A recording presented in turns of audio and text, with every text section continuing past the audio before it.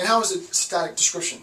Well, the content knowledge that I have, right? The content knowledge that I have, I received from my former instructor. So obviously, I used to be, as an instructor, a student, but I got that content knowledge from my instructor, right?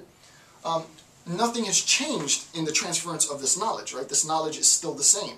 If I'm saying something, for example, like the cat is on the mat, and I teach you that the cat is on the mat, and you become a professor, and you teach your students that the cat is on the mat, the content knowledge is essentially the same knowledge, right? It's a static knowledge. Nothing has changed, right? If you were to say, for example, just to augment this a little bit, give you a very sort of grassroots, like very fundamental account, if you were to say to your students, unlike I said to you, the cat is on the mat, you were to say the black cat is on the white mat, well, you've changed it, right? You've changed the content knowledge a little bit. Hence, the knowledge becomes dynamic, right? It becomes other than static. But if I teach you the cat is on the mat, and you teach your students the cat is on the mat, then the content knowledge is essentially static, right? And this is what happens, right? The descriptions of reality, descriptions of the things in the world, the content information of my lecture is essentially static, right? It doesn't transform. I just teach you what I was taught and what my professor was taught by his or her professor, and so on, right? So it's just the transmission of static information. Obviously, we definitely want that idea to change, right? We think that good pedagogy leads to an act of creativity, not an act of regurgitation, right? Examples for the teacher. Examples do not draw from the student's lived experience, right? The existential experience. And this is a very, very key point. I forget the viewer that asked me about the relationship to high school, and I had difficulty in chapter 1 relating his account to high school, but you know, in an analysis of chapter 2, it's far, far easier to relate Freire's Pedagogy of the Oppressed to high school curriculum development or high school pedagogical instruction, because he situates it in educational theory, you know, in a sense. There still is a huge social implication, but you know, it's more properly situated within educational theory at this level. Well, the whole idea, right, if we say that the teacher does not draw from the student's existential experience, what we recognize is that this static, right, this static information that is being disseminated towards the student, and I don't want to jump ahead too much. Do I address this later? I don't address it yet, so I don't want to jump ahead. But the information that the teacher has that's related to the student is static because it appeals to a tradition, a certain tradition, and that tradition is used as the mode of educating students.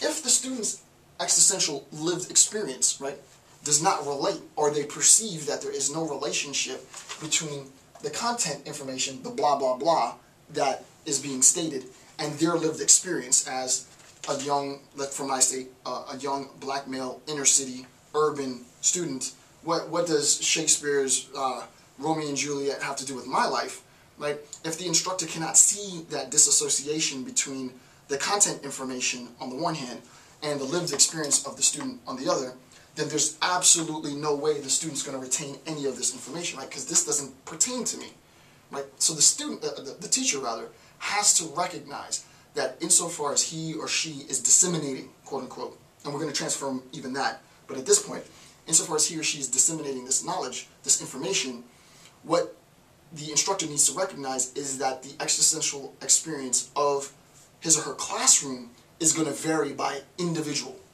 No two people in that classroom, well, even siblings, won't have the same existential lived experience, right? This makes the job that much more difficult, but keeping a recognition that there's going to be a plethora, a diversity of experience in a classroom, in a heterogeneous classroom, in a mixed classroom, in a mixed group, will only make the instruction that much stronger, right? Because it now becomes a responsibility and onus of the instructor to try and adapt that content knowledge to the particular lived experience of the students. And this is not easy in any sense, but at least recognizing that this is an obligation that instructors attain in this dynamic relationship is essential. All right. First of all, Freire believes that a lot under this paradigm, not even a lot, all categorically under this paradigm, like this traditional educational model, instructors, teachers teach without an explanation of meaning, right? The teacher does not discuss. The teacher does not discuss meaning, right? Under this traditional educational model, blah, blah, blah, the teacher does not discuss meaning, right? For Freire, and I think this is the section where he talks about it, maybe not. Freire talks about the capital of Brazil, I think it was. So, for example, in a contemporary setting here in the United States of America, I might say that the capital of the United States is Washington, D.C., right? And I might just have my students memorize. Let's say this is a social studies class, right? The capital of the United States is Washington, D.C. And the students say, okay, the capital of the United States is Washington, D.C. Or I might say, Freire says, 4 times 4 is 16. Okay, well, sure, 4 times 4 is 16, right? If the students merely regurgitate that information, they merely just memorize that information, that 4 times 4 is 16, without understanding why, or the significance, the meaning behind the fact that 4 times 4 is 16 under all circumstances, irrespective of objects that we're talking about, books or shelves or fruits, vegetables, whatever, cars. 4 times 4 is 16. If they don't understand the conceptual truth to that fact, then all that they're doing is that they're memorizing sort of mundane facts. I'm not going to get into it now because Freire doesn't get into it proper, but I know a lot of you are educational theorists. This is sort of and I'm not going to get into it, just to address it. This is the distinction between sort of rote memorization and higher order thinking, right? It's an attempt to, though he doesn't say this specifically at this point, it's an attempt to show students that there are higher modes of thought, right? Higher levels of learning. And this higher order knowledge, this higher order thinking forces students to think critically. And that's what we as instructors need to offer in this exchange, which I'll talk about in a moment, is a challenge to the student to think critically rather than just to sort of regurgitate information. Okay, education has no meaning, right? If what I'm discussing has no meaning, then the very thing that I'm discussing, the content knowledge, this blah, blah, blah of what I'm discussing, loses its meaning, right? If the content of my discussion is valueless, is meaningless, then the paradigm that I'm in, education, is meaningless, right? Education becomes meaningless if the content of the things that we as instructors are teaching is without meaning, right? And I use that phrase, we as instructors, loosely, right? Freire would be appalled to hear that. We'll see what is a better phrase later, but loosely speaking, we as instructors do.